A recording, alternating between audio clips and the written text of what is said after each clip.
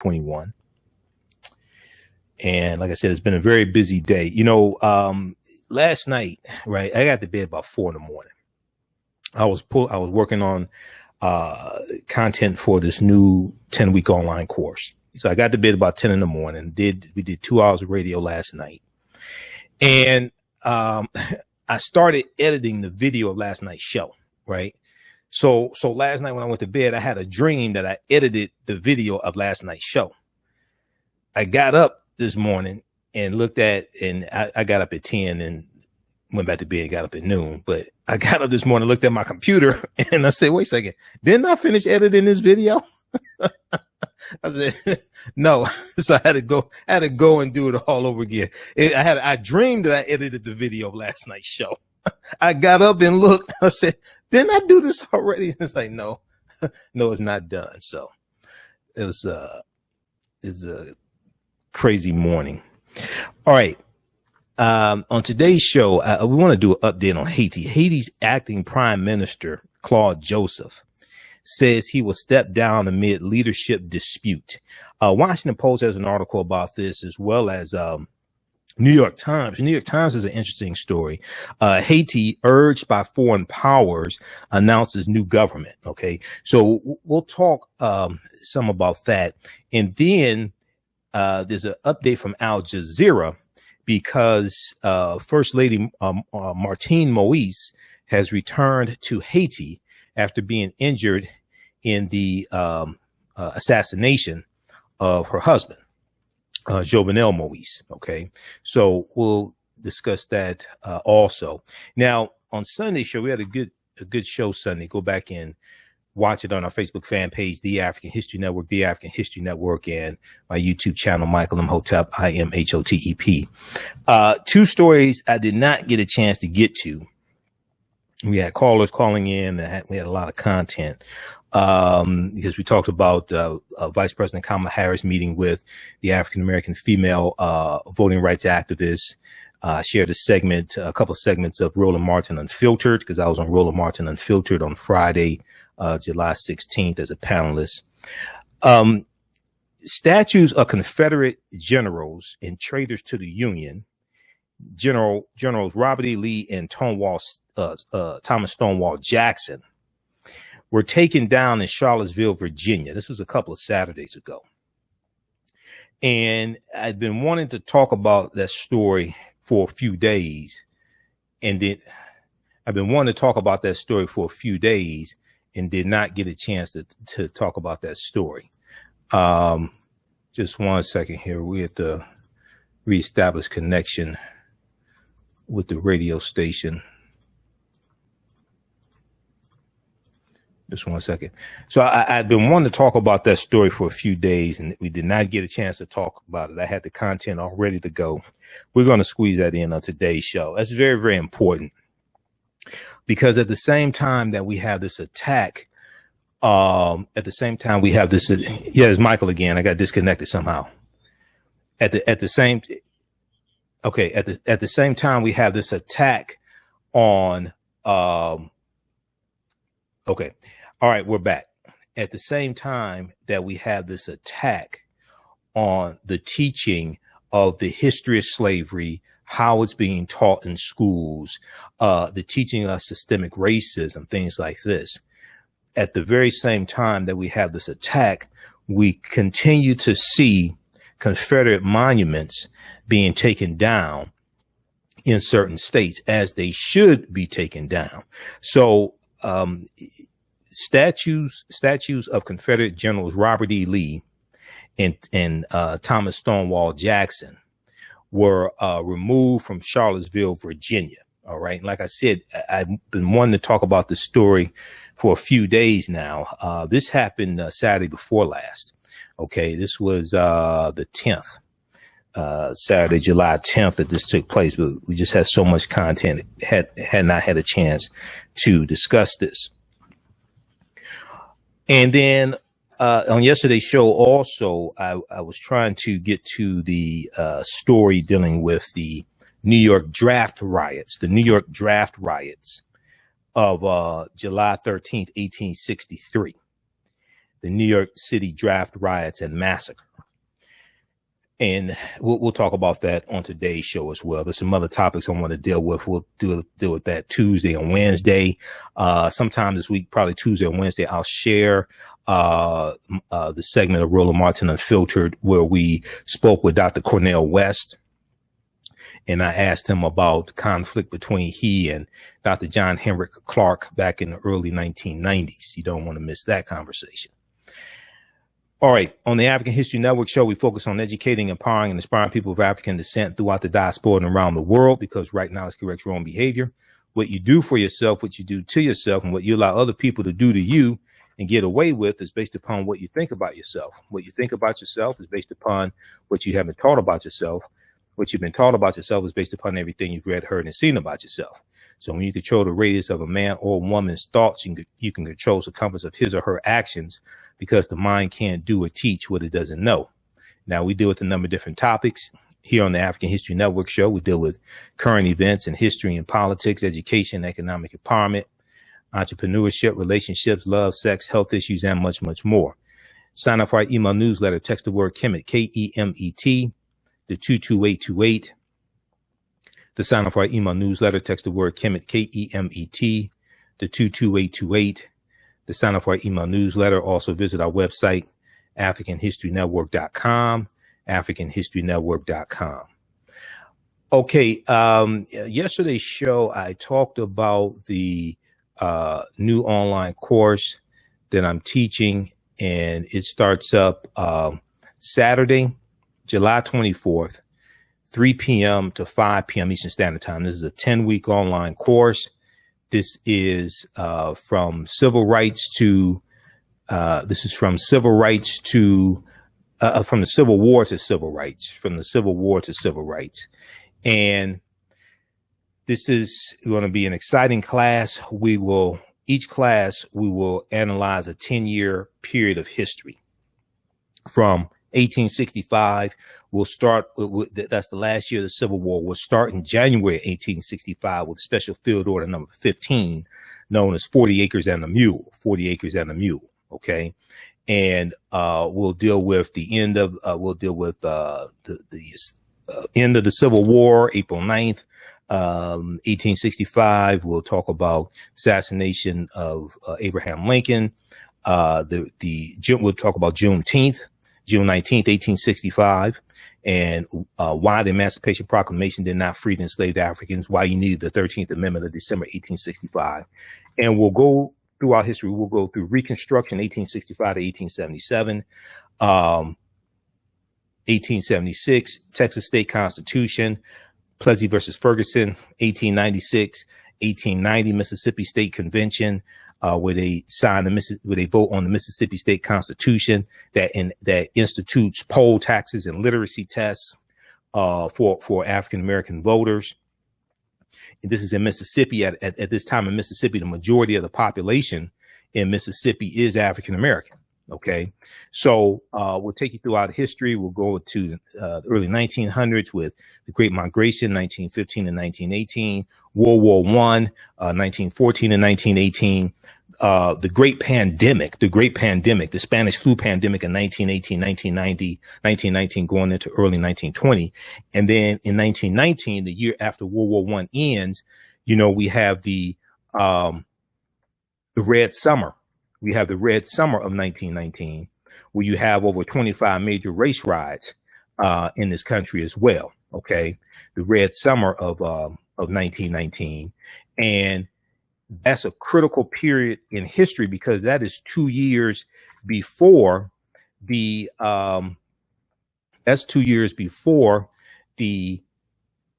Tulsa Race Massacre, 1921, and then the year before that, 1920, you have the Ocoee, Florida massacre, which is centering around the right to vote.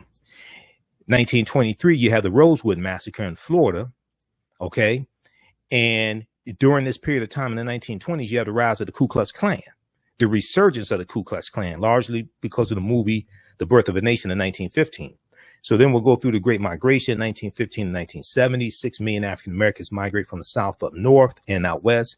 World War I, which is going to change the world and change this country, and especially after World War 1941 and 1945, baby boomer generation, GI Bill, New Deal, and then the building of the suburbs and the deindustrialization of the inner city, and federal laws like the Federal Housing Act of 1949, which allows white people to put 3% down on low interest loans and get houses built out in the newly built suburbs. When we try to take advantage of those policies, we're discriminated against and locked out of buying houses in the newly formed suburbs. They're using a redlining system, which was created by the federal government, created by the Homeowners Loan Corporation about 1937. So we'll take you through our history. Each class, we will analyze approximately a 10-year period of time, and we'll go through and look at that 1940s, 50s. We'll go into the civil rights movement. We'll look at Brown versus Board of Education, U.S. Supreme Court case 1954.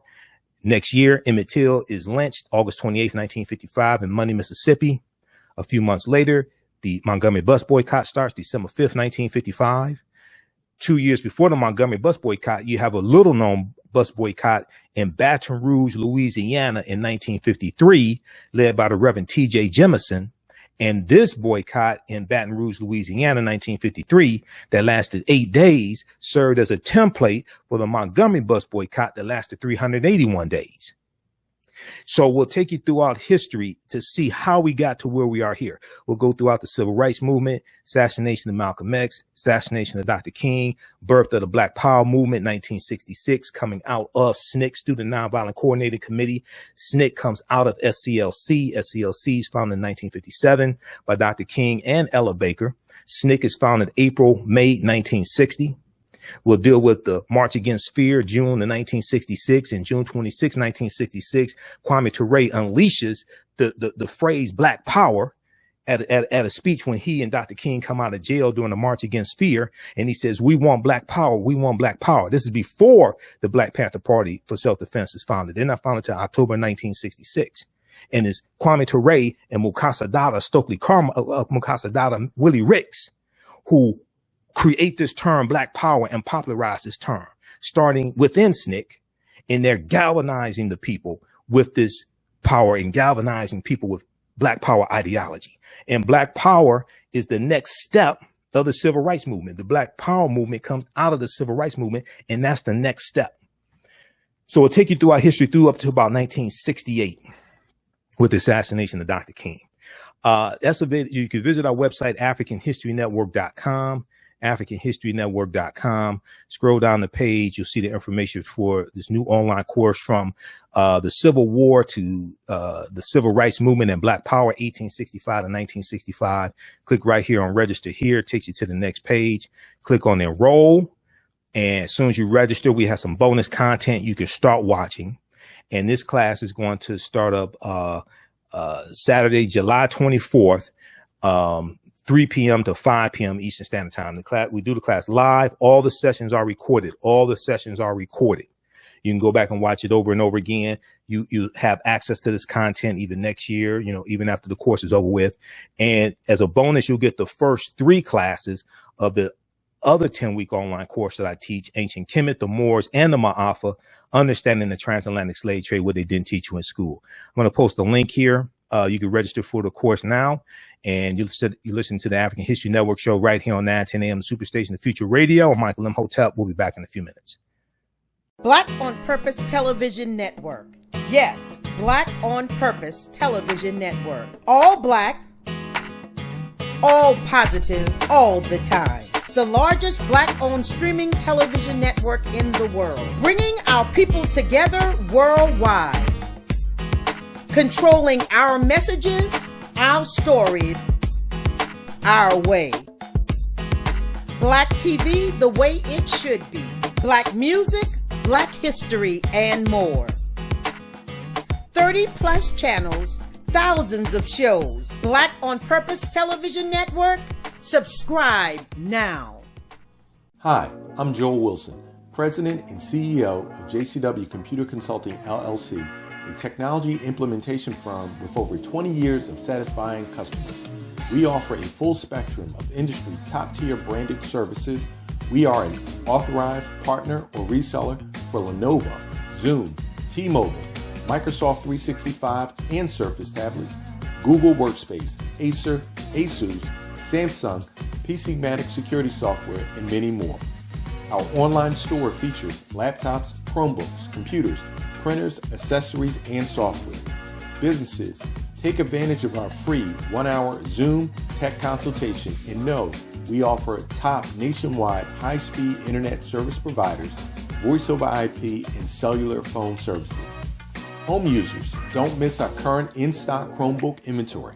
Please visit us at jcwcc.com or call 215-879-6701.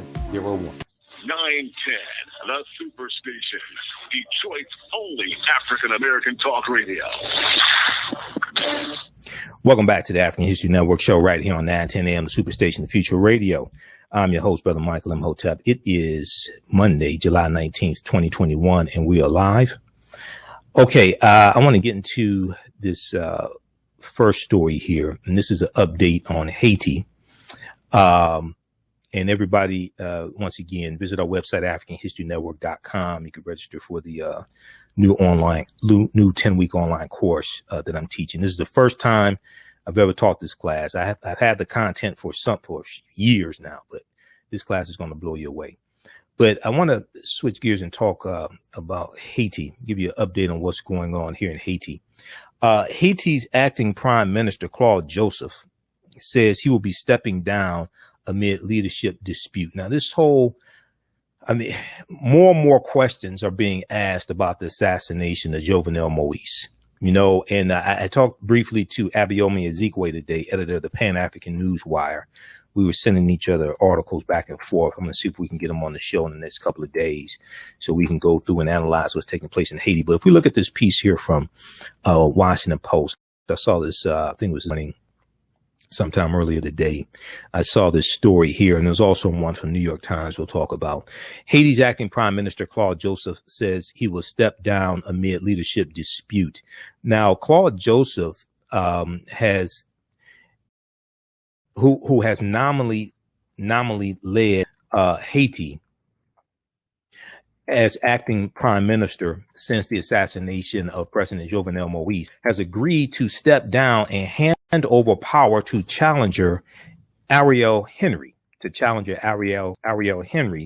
who has been backed by the national community. Ariel Henry has been backed by the international community.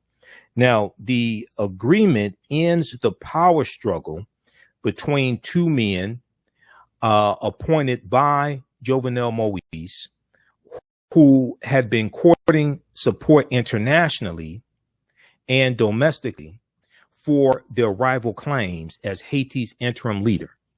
It's aimed at defusing a political crisis that has left the troubled Caribbean nation rudderless since the July 7th assassination. Now, as I talked about, we mentioned it was at Friday. I think it was Friday's show, either Thursday or Friday. I talked about Cuba, Haiti, and Jamaica. Cuba's in the news, the protests in Cuba over lack of resources and things like this in the economy. Cuba, Haiti, and Jamaica. And Jamaica's in the news because the Jamaicans are preparing a petition to submit to Great Britain, specifically Queen Elizabeth II of Great Britain, demanding reparations because Jamaica was a colony of Great Britain after Great Britain takes over Jamaica from the Spanish. But Cuba, Haiti, and Jamaica were all islands conquered by Christopher Columbus in his first two or four voyages. Cuba and Hispaniola, and on Hispaniola is the island of is where Haiti is, the western portion, 1492, and then Jamaica in 1494. This was all conquered by Columbus and the Spanish crown. Now, so we're still feeling the after effects of what happened 500, a little more than 500 years ago, like 529 years ago, 527 years ago. We're still feeling the after effects of these European colonizers and what happened a little more than 500 years ago. Now, civil society leaders, meanwhile, decried what they say has been U.S. and foreign interference in propping up an interim leader whom none of them support. Civil society leaders, meanwhile, decried what they say has been U.S. and other foreign interference in propping up an interim leader whom none of them support. Critics say both men were too closely associated with President Jovenel Moise, who they say was linked to violent street gangs and growing more authoritarian. And when we had Abiomi Ezekwe on, we talked about the U.S. propping up Jovenel Moise and the U.S. Supporting Moise as well. And we talked about the need of all these European nations to leave Haiti alone and get out of the politics of Haiti, get out of the economy of Haiti. Now, Monique Kleska, a Haitian pro-democracy advocate and a former UN official, said, "We wish that our international friends would listen to what a large group of the society is saying, because nobody can decide for us who should be our leader. Nobody can decide for us who should be our leader."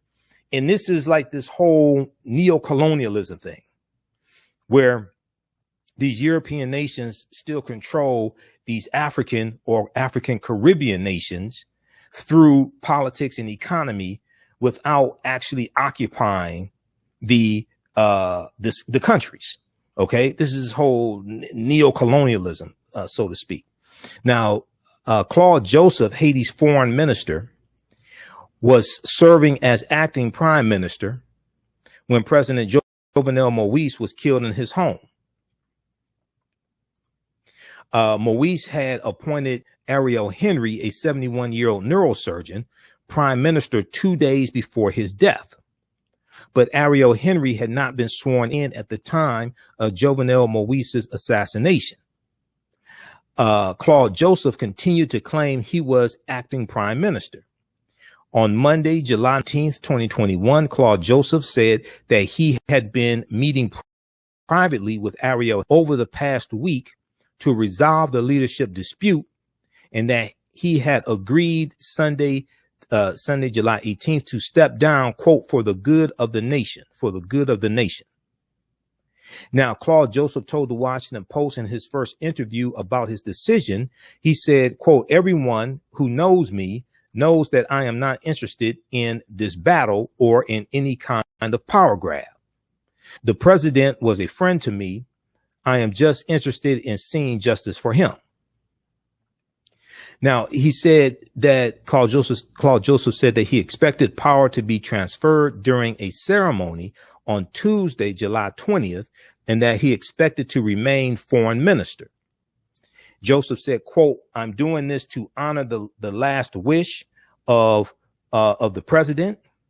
Now, late Sunday, July 18th, Ariel Henry released a recorded address in which he reiterated his claim to the prime minister's job.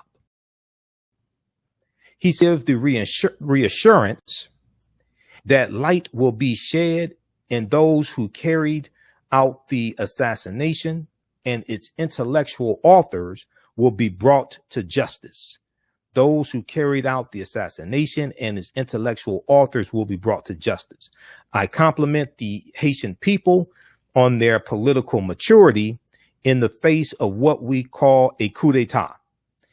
Now, I want to go to this clip here from Al Jazeera, because Martine Moise, the widow of the assassinated President Jovenel Moise, returned to Haiti, and she returned to Haiti. The widow of Haiti's assassinated president has returned home after treatment in the U.S. for gunshot wounds. Martine Moise was wearing body armor as she arrived in Port-au-Prince and was met by interim Prime Minister Claude Joseph. Now, we know that more than 20 Colombian mercenaries allegedly carried out the killing of the assassination of President Jovenel Moise on July 7th, 2021. Most of them were captured and 3 were killed. At least 3 were killed. Colombian investigators suspect a former Haitian government official Felix Badillo is behind the killing, according to Al Jazeera, reporting from Al Jazeera. The political crisis coincides with a severe COVID-19 outbreak in Haiti. Let's go to clip one, Shakita.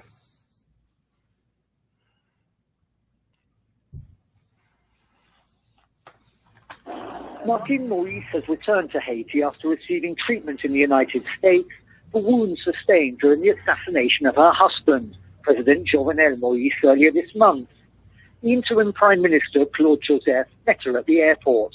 It's still not clear whether he'll continue to run the country or who ordered the killing. They cannot destabilize me. The plot is very big. There are many people involved. Do not create confusion about the clues. If you want, let them assassinate me or continue the investigation until its conclusion. More than 20 Colombian mercenaries allegedly carried out the killing, most of whom were captured. 3 were killed. In this integrated work, there is very important data in terms of how the homicide was carried out, and confirms that the initial meetings were held in Miami between people who worked for the CTU security service. Colombian investigators point the finger at former Haitian government official Felix Badillo, whose whereabouts are unknown. One of the few certainties in an otherwise confused picture is that the funeral for the former president will take place in the northern city of Cap-Haitien. The assassination came after weeks of rising gang violence, led by poverty and political corruption, exacerbated by the COVID-19 pandemic. The United Nations last week delivered the first 500,000 doses so Haiti can finally begin its vaccination program. Yes, I see that we have started well. We have made awareness work with the staff and went to the clinics to explain what the disease is and how to protect patients against it. Officials have warned that the figure of less than 500 dead and 19,000 infected is probably underreported, and inoculating Haiti's 11 million population will be an uphill struggle. Of course. Do you see what's going on in the markets? If everyone goes to the public market, sitting next to each other, it will be the end of Haiti. I think that we should vaccinate everyone. But until that can happen, others are taking alternative measures, like the 3-day annual pilgrimage to bathe in the sacred waters at the shrine of one of Haiti's most revered saints, Our Lady of Mount Carmel. Daniel Schweinler, Al Jazeera. Okay. So that's an update from Al Jazeera from July 19th, 2021. Haiti widow of Jovenel Moise returns home after surviving attack. You can find that clip on Al Jazeera's YouTube channel. All right. This is Claude Joseph, interim prime minister, who's stepping down. Now, this is a piece here from New York Times also. Haiti urged by foreign powers announces new government. Haiti, urged by foreign powers, announces new government. Claude Joseph was the country's leader in the aftermath of President Jovenel Moise's assassination. He will hand power to Ariel Henry and join a new unity government intended to keep Haiti stable. And this piece here is from July 19th, 2021. So check out this article also from New York Times. Okay, we're going to go to clip 2, Shakita. All right. So that's an update from Haiti. We'll next day or so, we'll have Abiomi Ezekwe, editor of the Pan-African Newswire, back for a deeper analysis and more updates on what's going on in Haiti. We'll probably talk about Cuba some as well. Okay, I want to switch gears. There was a story out of Charlottesville, Virginia. Okay. And we remember in August 2017, remember the attack in the Unite the Right rally in Charlottesville, Virginia, and the white supremacist neo-Nazis there.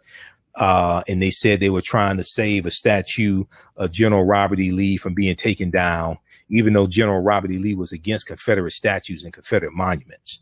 Okay. I don't know how many people know this, but General Robert E. Lee was against Confederate statues and Confederate monuments. so there was this article here from NBC News, and there's this clip that we're going to go to in just a second from Weekends with Alex Witt. Charlottesville, Virginia removes third monument hours after Lee Jackson statues come down. After the statues of Generals Robert E. Lee and General Stonewall Jackson were removed Saturday morning, officials voted to take down a monument of Meriwether Lewis and William Clark and Sacagawea. Okay, Native American Sacagawea. Now, this is from July 10th. So this took place Saturday, July 10th, 2021. Despite a special emergency meeting, the Charlottesville City Council decided to take down the Meriwether Lewis, William Clark, and Sacagawea statue. The city tweeted a photo of officials whisking it away just before 2:45 p.m. The council's unanimous 5-0 vote came after crowds cheered when the bronze statue depicting Generals Robert E. Lee and Thomas Stonewall Jackson were carted away Saturday morning.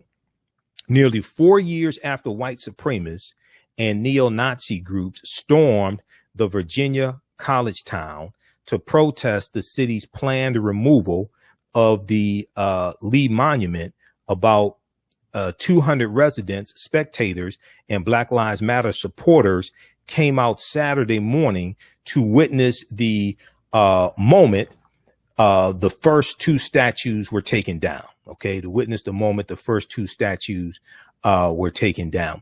Now, we remember the Unite the Right rally. So you had these 12 white supremacist organizations, and you had Richard Spencer, and, you know, the day before you had 500 white supremacists out there with tiki torches, things like this. Right? And then you had this idiot who drove his car into the crowd of protesters and killed Heather Heyer, who's a white woman who was protesting against these white supremacists, things like this. And this is when Donald Trump, the traitor in chief, was in office, who played footsies with these white supremacist neo-Nazi organizations and the Proud Boys. You remember he told the Proud Boys to stand back and stand by. He didn't tell them to stop. He said, stand back and stand by. Okay. So since 2017, you've had a lot of focus on taking down these statues, which are honoring traitors to the Union. Okay. Now, the majority of these Confederate monuments were not built right after the Civil War ended. They're going to be built. There are two periods of time in history when the majority of these Confederate monuments were built. You have about 1895 to about 1915. And 1895 is the year right before Plessy versus Ferguson, U.S. Supreme Court case, which legalizes Jim Crow and separate and equal. Okay. And then, so you have from about 1895 to 1915. And then you have the period of time from about 1954 up until about 1970, the Civil Rights Movement. Okay. And with this increase, and we go back to 1895 and 1915, with this increase in these Confederate monuments, you're going to have an increase in lynchings in this country also. So these statues were designed to terrorize African Americans and to remind us of our low position in life, a low position in society. Okay. A lot of people think they were built right after the Civil War ended. No, they were built to terrorize African Americans. Now, there's a piece. Now, I've done an entire presentation, entire lecture dealing with the history of the Confederate monuments. And we know the largest Confederate monument is in Georgia, and it's called Stone Mountain. Okay, Stone Mountain in Georgia. I've shown this to you before, and I've been to Stone Mountain. And on the side of Stone Mountain, you have the carvings. It's a huge mountain, and it has the carvings on the side of it of these three Confederate traitors: General Robert E. Lee, Thomas Stonewall Jackson, and Jefferson Davis. And Jefferson Davis was the president of the Confederacy. Okay. Now, I'm not talking about this. This was there in 1967. This is there right now. Okay. This is there right now in Georgia. And then, so when you study the history of Georgia and you look at Senate Bill 202, you look at Brian Kemp signing Senate Bill 202 underneath a plantation, a slave plantation, a famous slave plantation there in Georgia, the Callaway Plantation. You start putting all the pieces together, and you see that Georgia is a former Confederate state. So all this starts to make sense. They're trying to preserve, this is trying to preserve white supremacy. But this statue right here, this is an article from SmithsonianMag.com, the official website of the Smithsonian Institute. What will happen to Stone Mountain, America's largest Confederate memorial? What will happen to Stone Mountain, America's largest Confederate memorial? And this article is from August 22nd, 2017. Now, this is what's on the side of Stone Mountain. These Confederate traitors who committed treason against the Union based upon Article 3, Section 3 of the U.S. Constitution. Okay. Thomas Stonewall Jackson, General Robert E. Lee, and Jefferson Davis. All three were slave owners. Now, if we look at this piece here from Mother Jones, this came out in August of 2017, August 15, 2017. The real story behind all those Confederate monuments. The other thing is that you still have schools. There are hundreds of schools named after these Confederate traitors. Okay. And after Brown's Board of Education, 1954, we're going to see white segregationists fight back three main ways. One way is going to be naming schools after these Confederators. Naming schools after Confederate traitors, after Brown versus Board of Education, U.S. Supreme Court case, desegregation case, 1954. Actually, a huge increase in the number of vouchers being used by white people to give vouchers to poor white families, lower income white families, so that lower income white children can go to white private schools and lock African Americans out. So they're going to resegregate schools. They're going to try to keep from integrating schools and keep schools segregated for white people using the voucher system. This is when you go analyze this. This is when you're going to see a rise in these vouchers being used to lock African American children out of these schools. And they're going to do it based upon the voucher system, based upon class. It's covertly based upon race, but you can't say it's based upon race. So they're going to give vouchers to lower income white children so they can go to private schools. Third, you're going to see the White Citizens Council founded in 1954 in Mississippi. The White Citizens Council. This is something we're going to talk about in my 10-week online course, from the Civil War to Civil Rights and Black Power, 1865 to 1968. You're going to see the White Citizens Council founded in Mississippi in 1954. And you're going to see chapters of the White Citizens Council spread all throughout the South. And in Mississippi, they're going to use their power in the White Citizens Council to get to win the governorship for Ross Barnett, who becomes the governor of the segregationists, who becomes governor of Mississippi.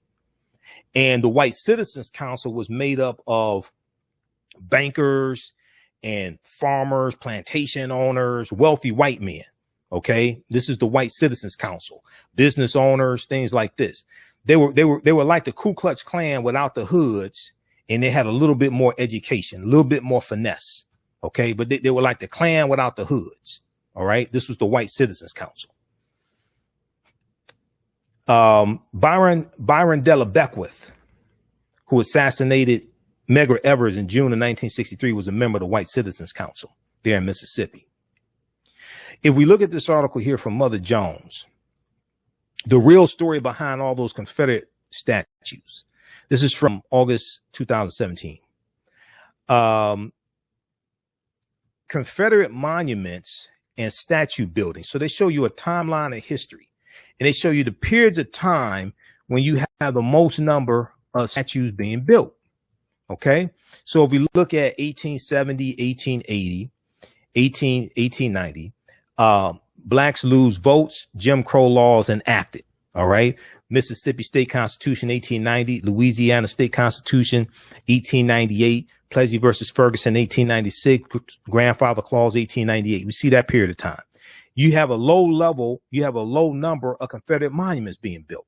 But then we go from about 1895 up until about 1915.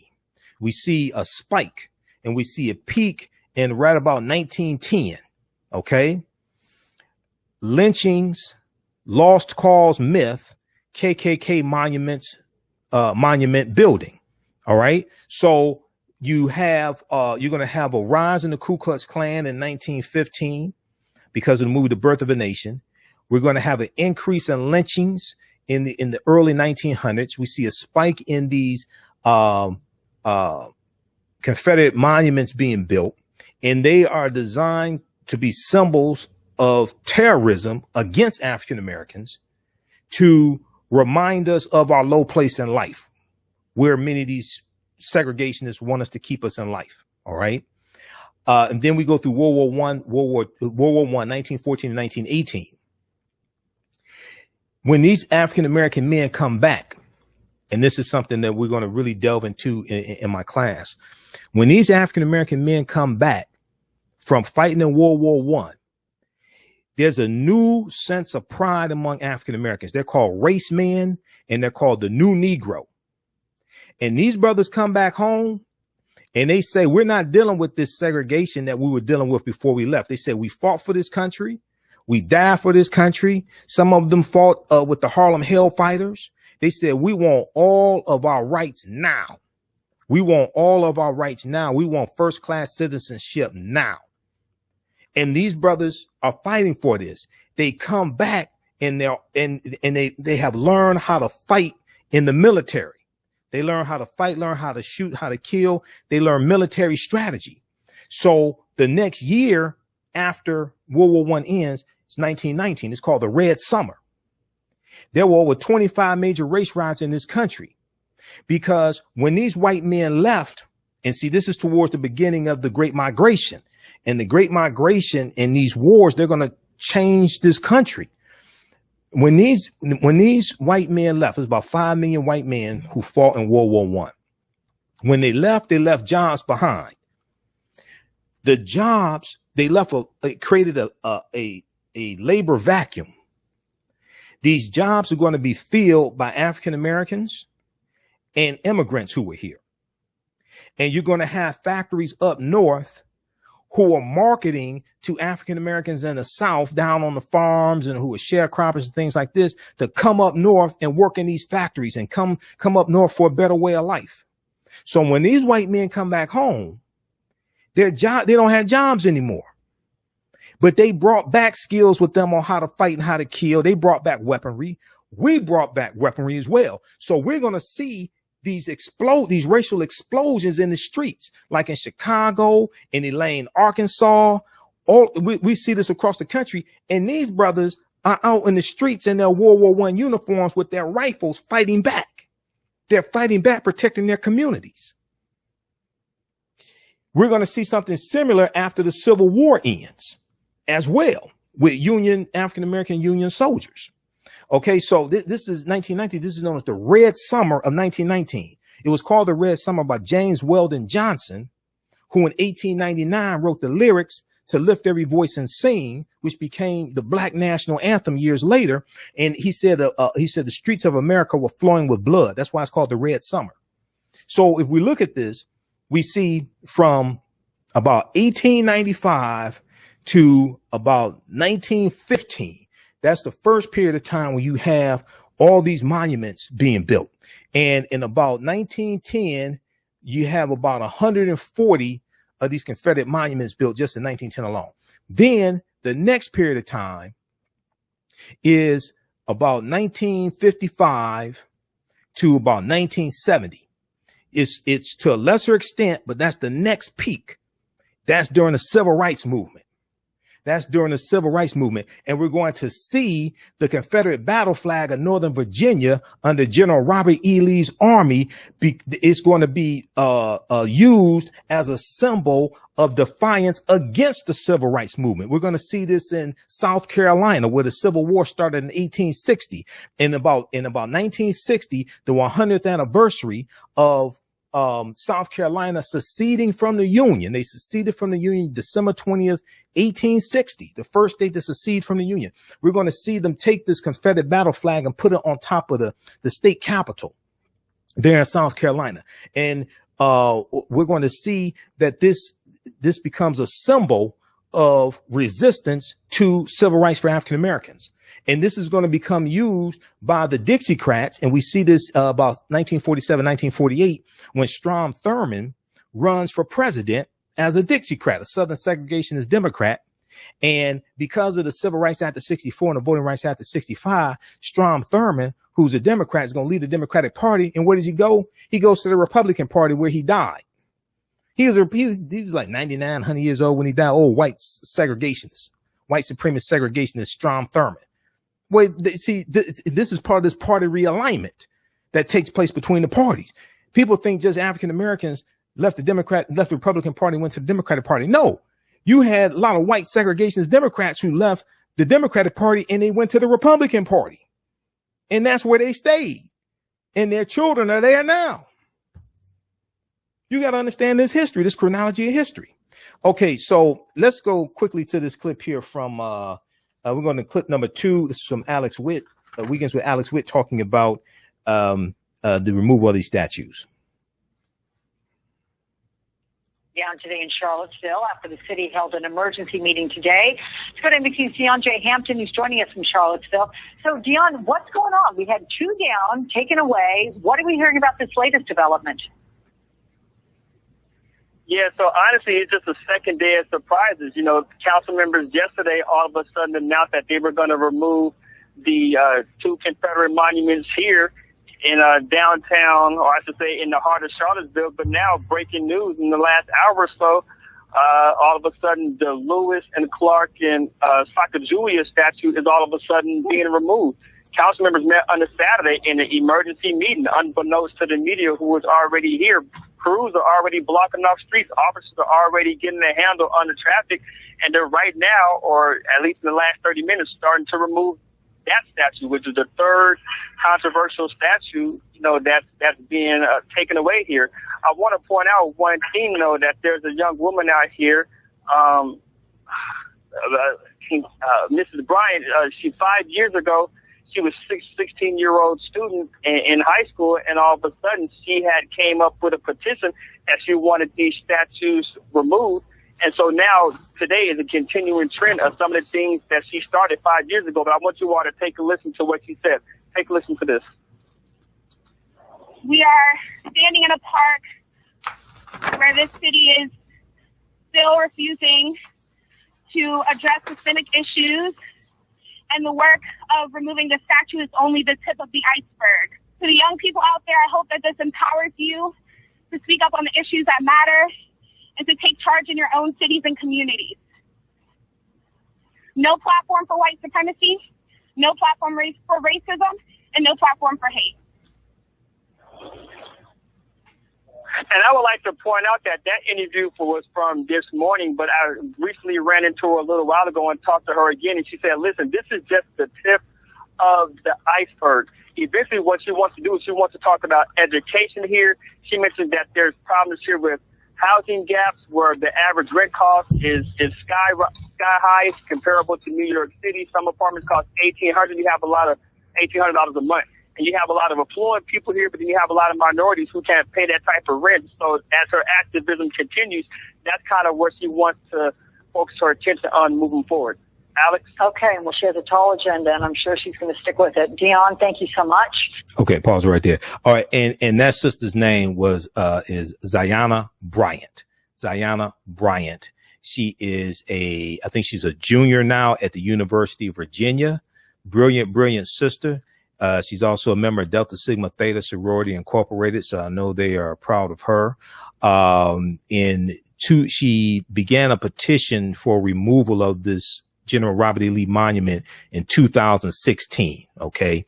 All right. Those watching on our Facebook fan page, The African History Network, The African History Network, and my YouTube channel, Michael Imhotep, keep watching. We're going to keep going for a couple more minutes. If you like this type of information, you can support The African History Network, $ the AHN Show through Cash App, $ the AHN Show through Cash App, and through PayPal, paypal.me/the AHN Show. Visit our website, AfricanHistoryNetwork.com. Register for my new 10-week online course. Remember, right now it's correct wrong behavior. It's not over till we win. Wakanda forever. We'll talk to you tomorrow. Peace. All right, stand by, everybody. Stand by. How's everybody doing? Okay, stand by. Okay, let's continue here. I want to finish this article. The information with the New York draft riot, we'll get to that Wednesday because this has been a long day and I have a lot of information here. We'll do it the New York draft riot tomorrow. But let me go back to this article here from NBC News, and I want to go back to the graphic from Mother Jones. Okay, and then we'll talk a little bit more about the 10-week online course. Who still needs to register for my new 10-week online course that starts up Saturday, July 24th, 3 p.m. Eastern Standard Time, from the Civil War to the Civil Rights Movement and the Black Power Movement, 1865 to 1965. Let me know if you still need to register for that. Okay, let's go back to this article here now. Okay, Generals Robert E. Lee, Thomas Stonewall Jackson, Charlottesville. Okay, so nearly 4 years after the white supremacists and neo-Nazi groups stormed the hold on, let's see. Nearly 4 years after they stormed the park there, and let me close this out.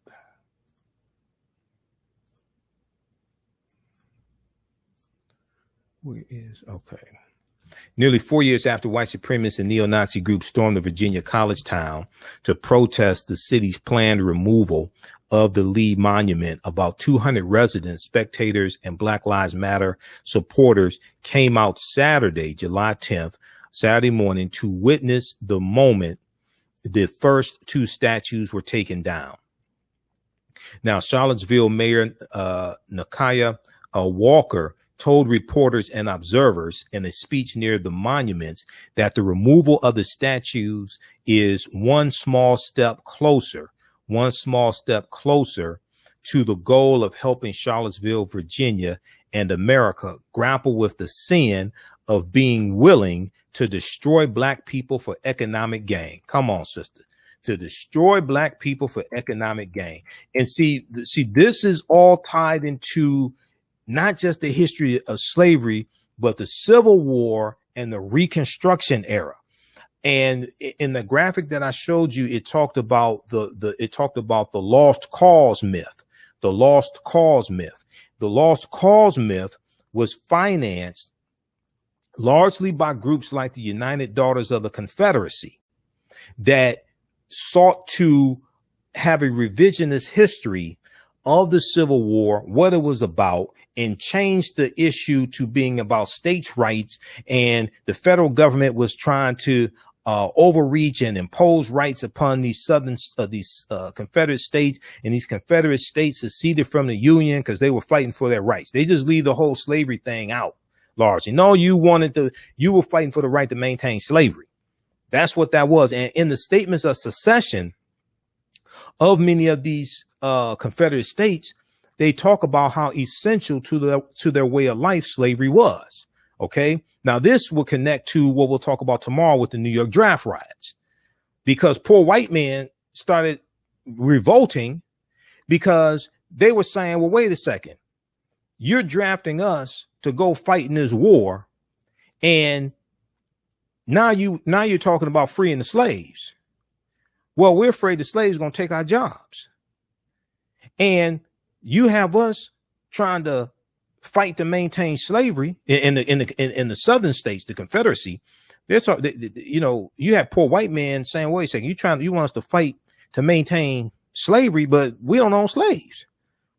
Most of these poor white people don't own slaves. It's the wealthy ones that own them, largely. Okay. And in the North, the Union, you got white men, because see, with the draft riots, these white men up north were revolting. In New York, they were revolting because now you have to pay, they had to pay a $300 fine. In 1863, they had to pay a $300 fine if they refused to be drafted into the military to fight in the war. Well, wealthy white men were paying the $300 to stay out of the war and let poor white men go fight. Poor white men were revolting because they're like, wait a second, we don't want to fight in this war, but we don't have the money to stay out to pay the fine. You letting the wealthy white people, okay, you letting them pay the fine and they don't have to go fight and we have to go fight. Okay. But they say, wait a second, you're talking about freeing the slaves now. You free the slaves, they're going to take our jobs. Now, the fact of the matter was the slaves were already doing your jobs and they were doing it for free because there are at least 262 skills, trades, and crafts that African people had in this country from 1619 to 1865. Okay. But a lot of the northern states had abolished slavery by 1863. A lot of northern states had abolished slavery by 1863. But the fact of the matter is, in the states that still had slavery and also the border states, Kentucky, Missouri, Delaware, Maryland, they stayed loyal to the Union. They were allowed to keep their slaves. But the fact of the matter is, the slaves were doing all those jobs. The African slaves were doing all those jobs and they were doing it for free. So they already had your jobs.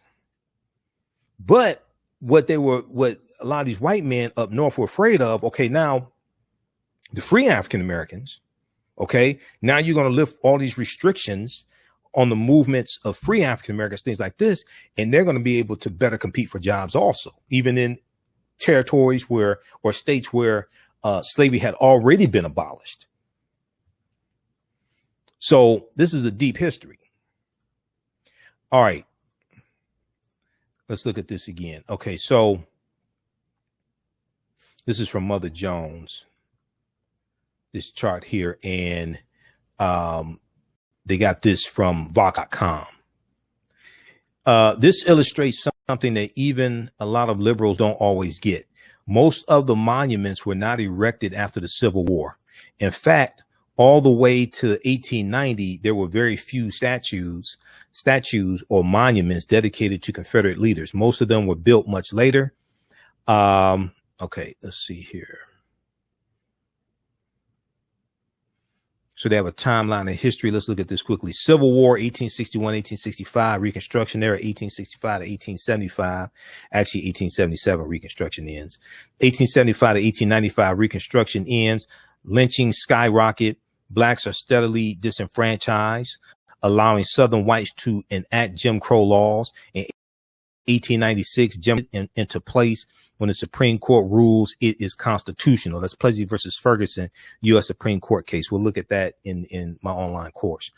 1895 to 1915, with blacks disenfranchised and Jim Crow laws safely in place, Southern whites continue their campaign of terror against African Americans. All right.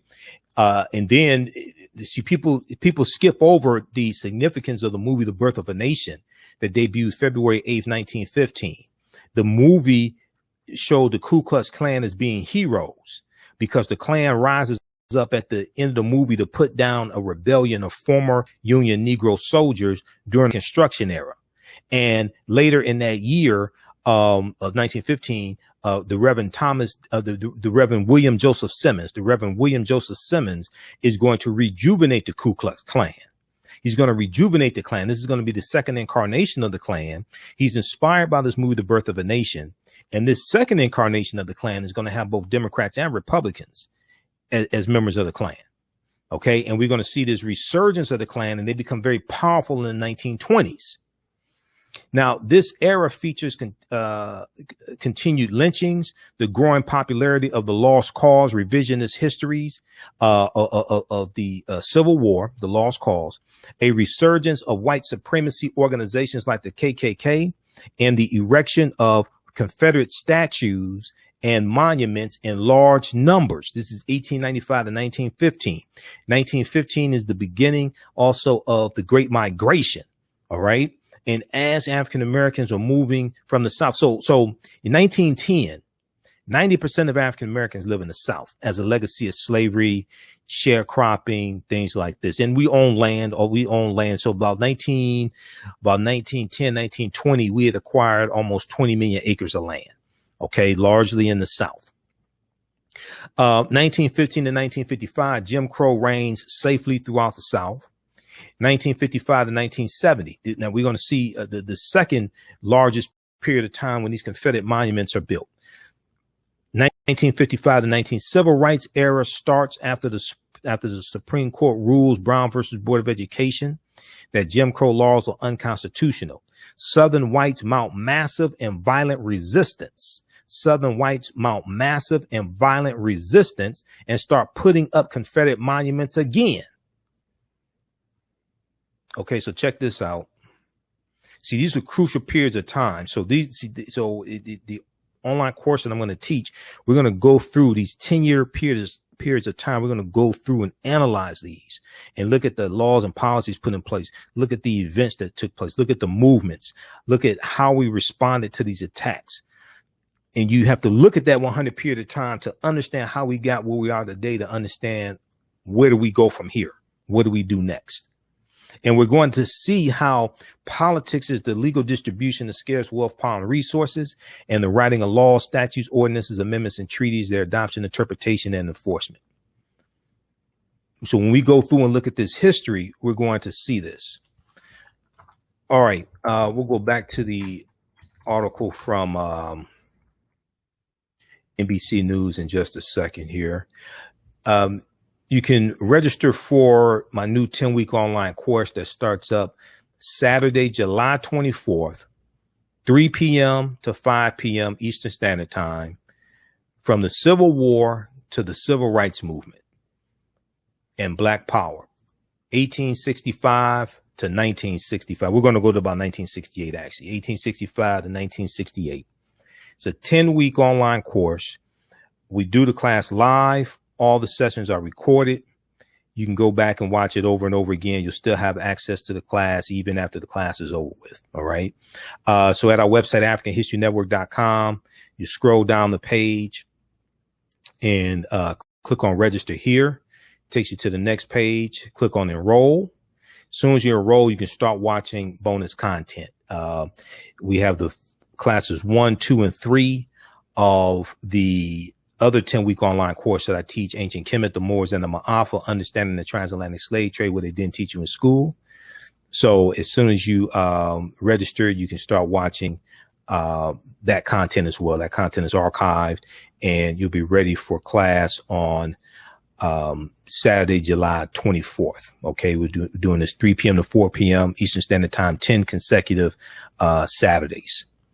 So this class is going to blow you away. I'll do a PowerPoint presentation. We have book references, articles, video clips, guest speakers, everything. All right. So I'll post a link here, and you can visit our website, AfricanHistoryNetwork.com, AfricanHistoryNetwork.com to register for the course. The class is regularly $130, on sale $80. Okay, let's continue. I want to go back quickly here to the article from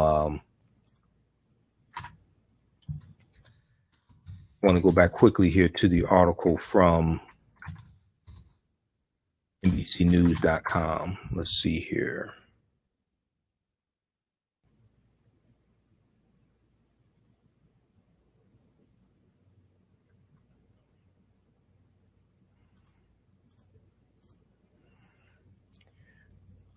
Okay, where's the one from NBC News? All right, let's look at this again.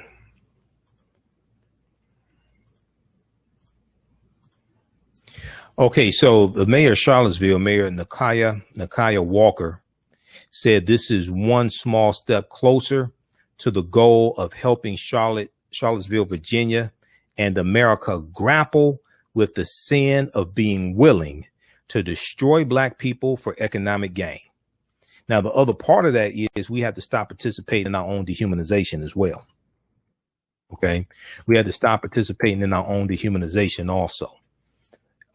So we can't finance the same things that we call other people out for doing to us, like negative corporate controlled hip hop.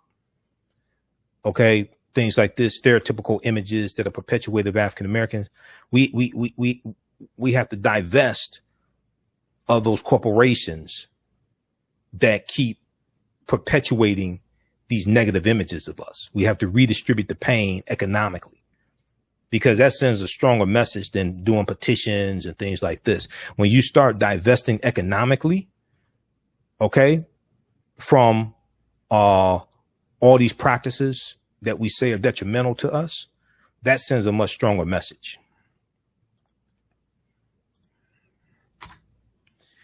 All right. So let's continue here. Okay, now Seth Whisperway traveled from Tucson, Arizona. He said, "This matters a lot to me." He grew up in the city of Charlottesville, Virginia. He said, "Some might say it's not that big of a deal, but it's a piece of gospel specific history. It's a piece of gospel specific history that we can liberate our public spaces that erased Black and brown families a century ago. I wanted to feel a little bit of victory today after a really hard last 4 years."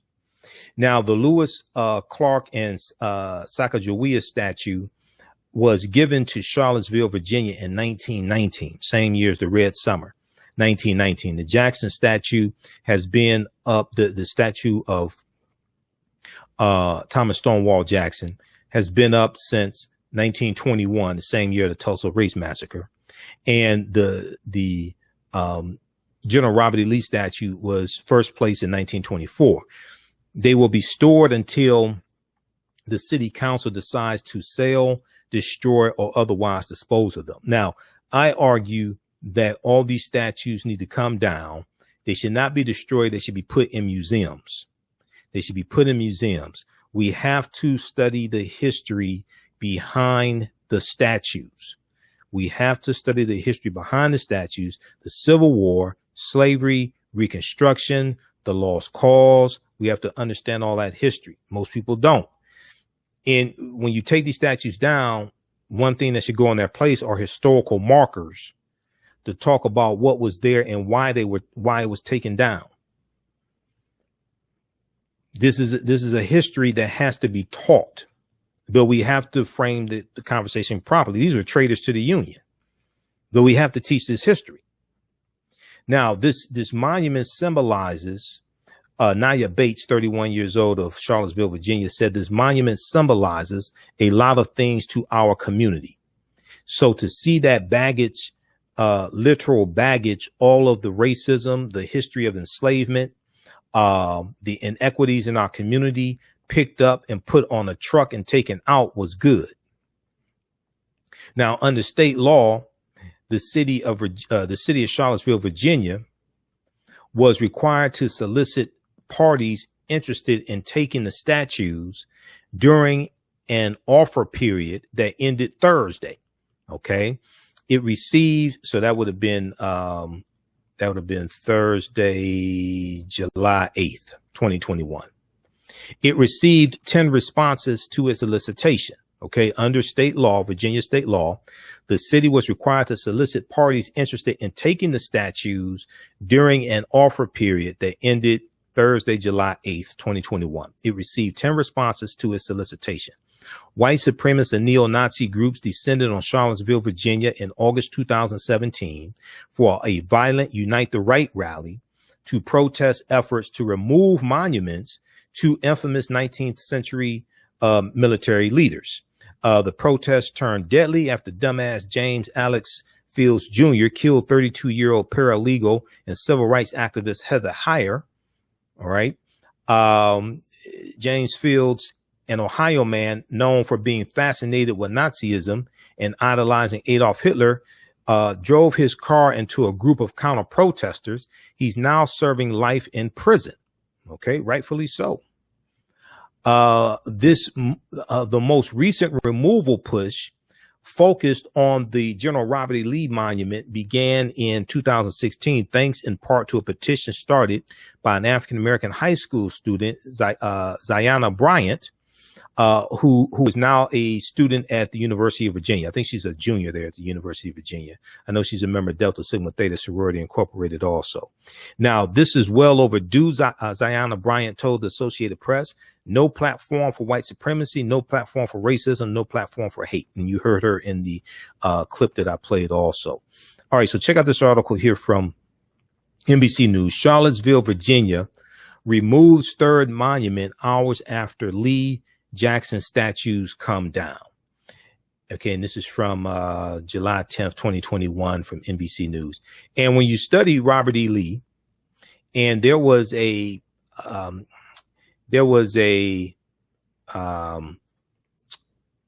article from TheAHNShow.com. There was an article from TheAHNShow.com.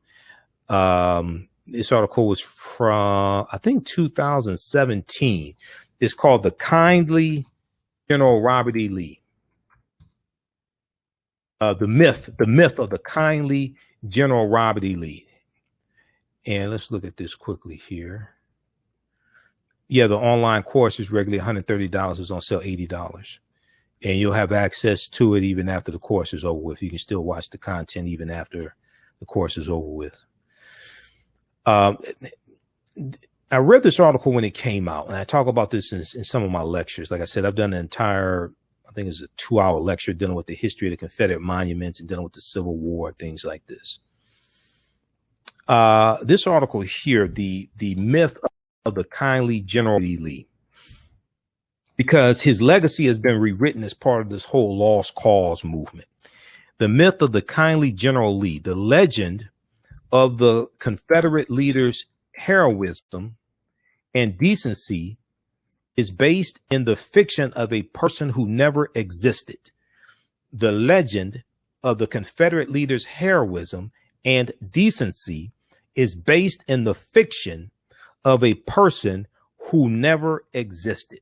Okay, this is by Adam Sewer for the Atlantic, June 4th, 2017. Now, the strange, so let me see, let me zoom right in. Memorial Day has the strangest part about the continued personality cult of Robert E. Lee is how few of the qualities his admirers profess to see in him he actually possessed. So he's been legendized. And the other thing is that the TV show The Dukes of Hazzard helped to euphemize it. The TV show The Dukes of Hazzard is part of this whole lost cause movement as well, either on purpose or inadvertently. Either on purpose or inadvertently. Now, what do I mean by that? Okay. Now, some of you may watch Bo and Luke Duke, just a good old boy, never meaning no harm, beats all you ever saw, get in trouble with the law since the day they were born. Some of you, you know, the term Daisy Dukes, like 1990s, 2000s, the cutoff shorts, Daisy Dukes, that term comes from the TV show The Dukes of Hazzard, Catherine Bach, the character Daisy Duke. Okay. But if we look at the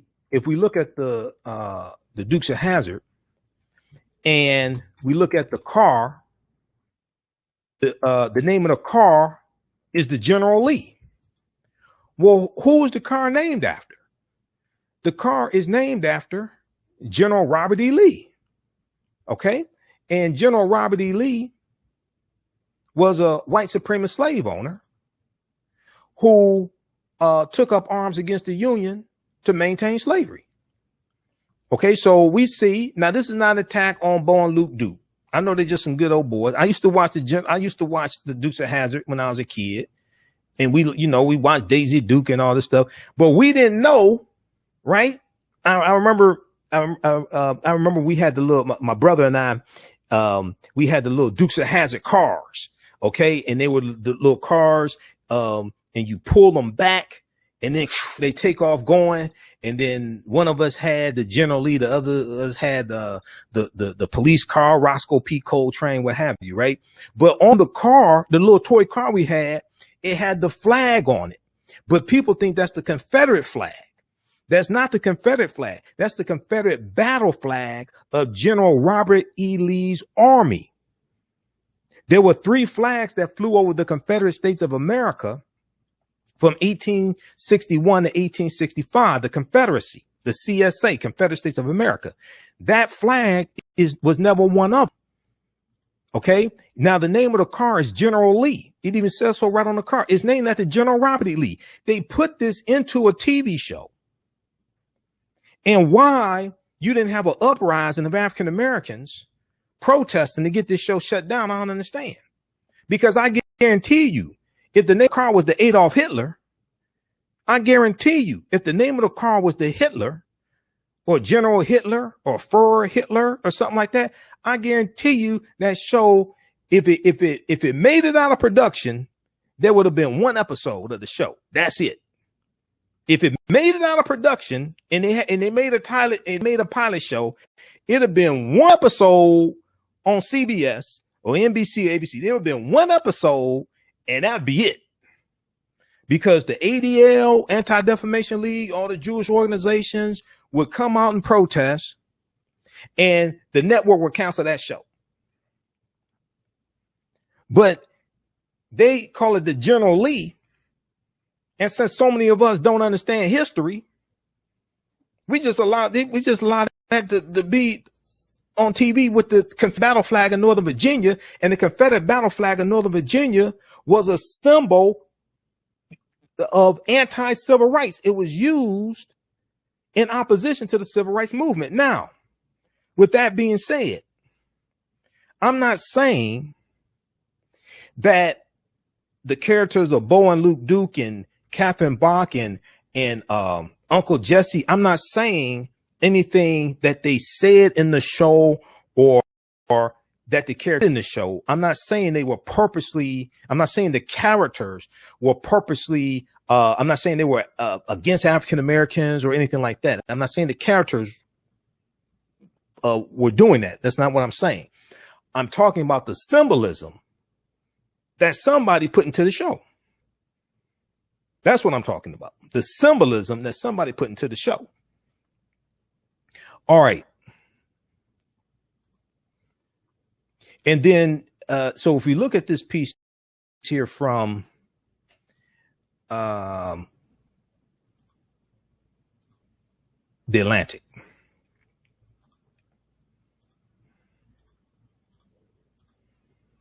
The myth of General Robert E. Lee goes something like this. He was a brilliant strategist and devoted Christian man who abhorred slavery and labored tirelessly after the war to bring the country back together. There is little truth in this. Robert E. Lee was a devout Christian, and historians regard him as an accomplished tactician.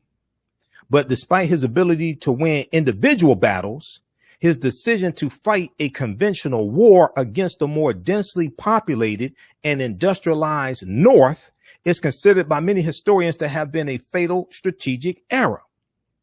But even if one conceded General Robert E. Lee's military prowess, he would still be responsible for the deaths of hundreds of thousands of Americans in defense of the South's authority to own millions of humans as property because they are African American. Lee's elevation is a key part of a 150-year-old propaganda campaign designed to erase slavery as the cause of the Civil War and whitewash the Confederate cause as a noble cause. To whitewash the Confederate cause as a noble one. The ideology is known as the lost cause. The ideology is known as the lost cause. And as the historian David Blight writes, it provided, quote, a foundation on which Southerners built the Jim Crow system. The lost cause lie is it provided a foundation on which Southerners built the Jim Crow system.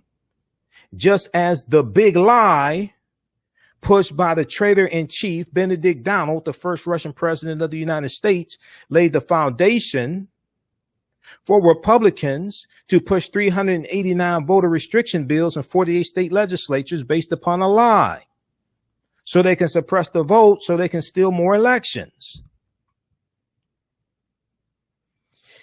There are unwitting victims of this campaign, like some of the dumbasses that stormed the Capitol January 6th, and now they're being prosecuted.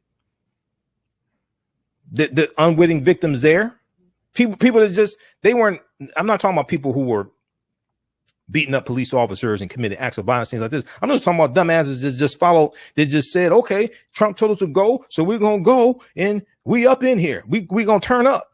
And now they're being prosecuted and going to prison. Is that all I did? I just did what the president told me to do. Because you're a dumbass. That's why. First thing you should do is read the U.S. First thing you should do is learn how to read. Secondly, read the U.S. Constitution.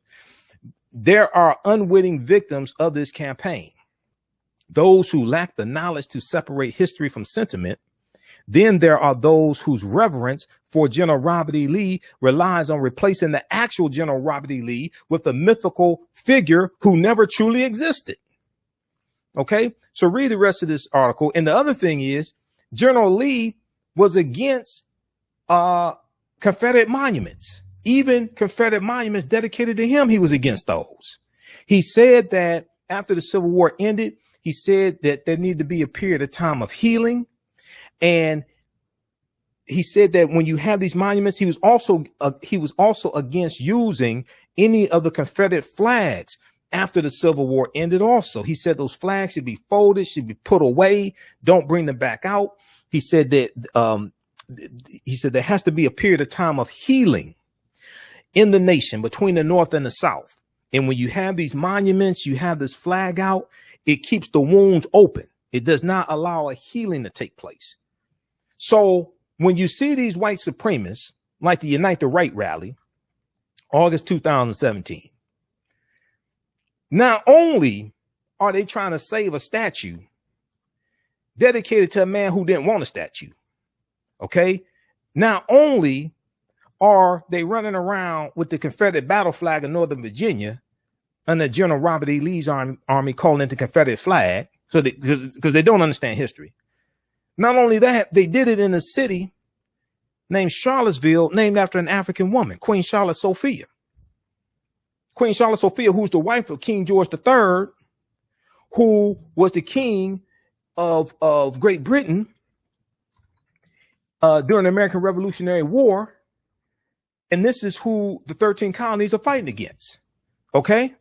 So wouldn't they be surprised to find out they're in a city named after an African woman, running around with a fake flag, trying to save a statue to a Confederate traitor who didn't want no statue? This is how stuck on stupid they are. Read this article from face-to-faceafrica.com. I deal with Queen Charlotte Sophia in my lecture series, Great African Women in History, the Mothers of Civilization, as well as my online course, Ancient Kemet, the Moors, and the Ma'afa, Understanding the Transatlantic Slave Trade, where they didn't teach you in school. Queen Charlotte Sophia. So she was the wife of King George III. She was of African Moorish ancestry on at least her mother's side of the family. Her birthday was May 19th. So when Meghan Markle married into the family of colonizers on 2018, I think 2018, May 19, 2018. And they got married on Queen Charlotte Sophia's birthday. Okay. They got married on Queen Charlotte Sophia's birthday. And also it was Malcolm X's birthday as well. So Queen Charlotte Sophia was of African Moorish ancestry. Charlotte of Mecklenburg Strelitz, originally named Sophie Charlotte, was born May 19th, 1744. And the older the pictures, the older the paintings, because they didn't have photographic cameras then, the older the paintings that you see of her, the more Africoid features she has. The older the paintings, the more Africoid features she has. The later paintings, they're going to show her, like this one here, show her as having more European features. All right, now,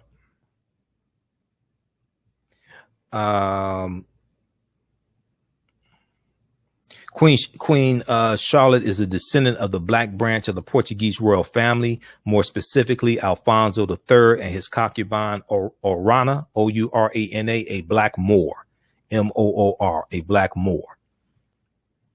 So read this article here from face-to-faceafrica.com, remembering the first queen of England of African descent. And then Washington Post had this piece that I talked about before. This came out the day of what they call a royal wedding. I said she married into a family of colonizers, and I was correct. Not because they're white, but because 100 years ago, 1/5 of the world population lived under British rule because they were colonizers. This is what they did. They colonized 1/5 of the world population, extracted the mineral wealth, exploited the people. Okay, she married into a family of colonizers. Meghan Markle, Queen Charlotte Sophia, and the wedding of Britain's first mixed race royal. Okay, but the first mixed race royal wasn't Meghan Markle, and she didn't even become a princess. She was the Duchess of Sussex. But this is by Deneen L. Brown, who writes some good articles. They're talking about Queen Charlotte Sophia was Britain's first mixed race royal. This is about Queen Charlotte Sophia. All right, so she got married on Queen Charlotte Sophia's birthday. And I remember when people, because I did a broadcast that day, and it's on YouTube, and it was either the day of the royal wedding or right after that. And I talked about how she married into a family of colonizers, but also I said that the opulence, because people were talking about the wedding was beautiful and it was royal and all this, and they're in love. And I said, well, what's love got to do with it? Number one. Number two, all the opulence and beauty that you see, well, they got a lot of that wealth from exploiting African people and enslaving African people. Okay? A lot of that wealth that you saw was built on the exploitation and the death and blood of African people. But, people just wanted to be in love and at a wedding and everything that they didn't get invited to or watched on TV or whatever. So I said, okay, all right. Now we see what happened after that, and we see how racist the royal family is and how racist they are in Britain against Meghan Markle. And she could pass for white, and they treated her like that. Think how they would treat her if she looked like what's her name? Jennifer Hudson or somebody like that. She can pass for white, and they treated her like that. All right. So read this article here from the Washington Post.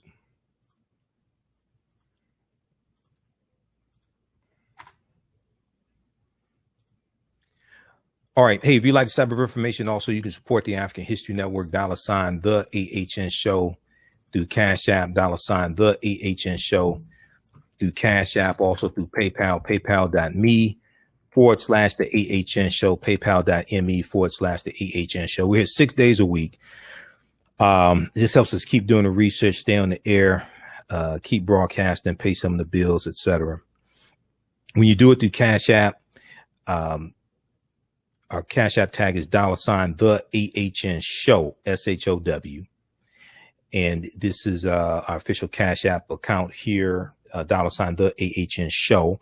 And when you go there, it'll say Michael and have my picture there. These other ones are fake African History Network Cash App accounts. This is not me. Somebody set these up or already reported them to Cash App. Be sure to register for my new 10-week online course. It's going to start up Saturday, July 24th, 2021. It's a 10-week online course from 1865 to 1968, from the Civil War to the Civil Rights Movement and the Black Power Movement, 1865 to 1968. All right. We have the information at our website, AfricanHistoryNetwork.com, AfricanHistoryNetwork.com. So when you scroll down the home page, you'll see the information for the online course, and then click on register here. It'll take you to the next page. You'll see the information for the radio show. We have these shows in audio podcast format also.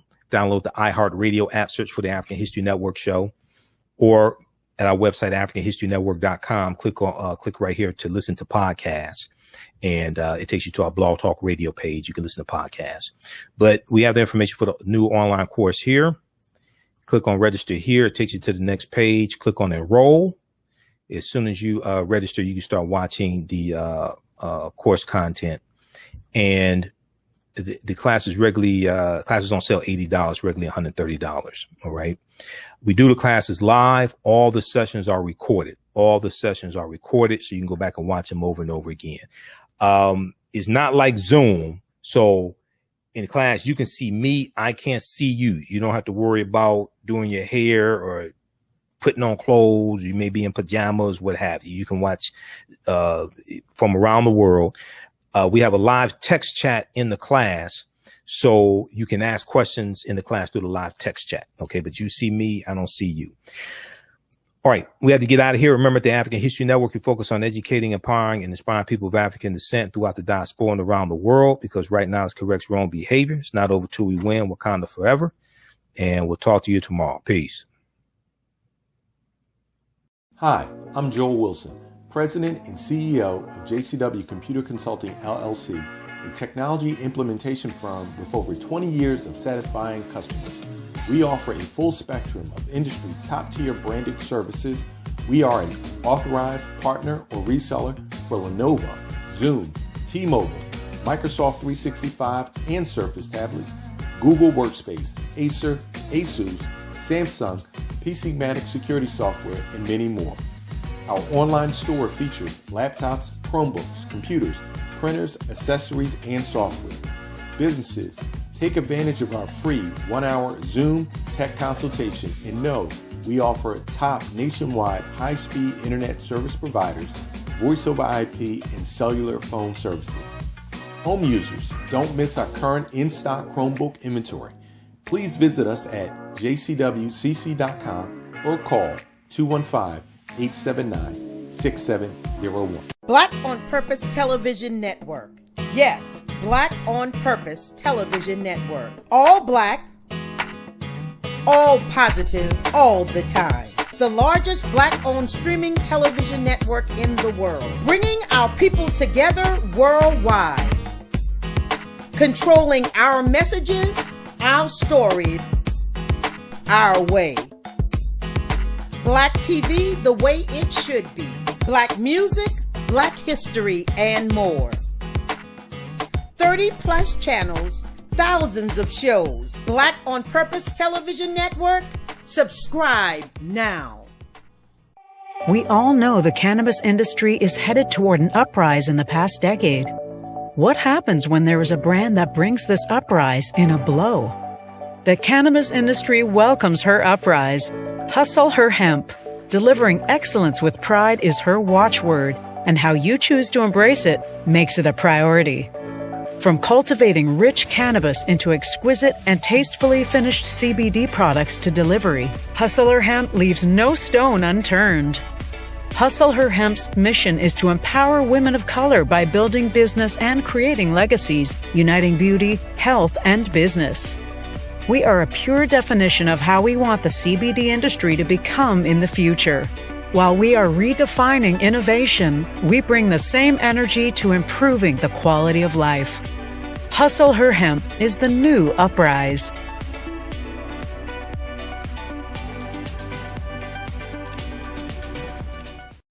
For 25 years, the Black History 101 Mobile Museum has carried on the rich legacy of the Black Museum movement in America by showcasing original artifacts of the Black experience at colleges, universities, K-12 schools, corporations, libraries, conferences, and cultural events, making it the most traversed Black History mobile exhibit in American history. Dr. Khalid El-Hakim is the founder of the Black History 101 Mobile Museum, and he is a highly sought-after public speaker on topics of Black history, social studies, education, museum studies, hip-hop, and race relations. Dr. Khalid was named among the change makers for NBC Universal's Erase the Hate campaign and listed as one of the 100 men of distinction for Black enterprise. He recently founded the Michigan Hip Hop Archive on the campus of Western Michigan University. The Black History 101 Mobile Museum is currently scheduling in-person and virtual exhibits nationwide. For more information, please contact Dr. Khalid El-Hakim directly at 313-645-4197, 313-645-4197, or visit their website at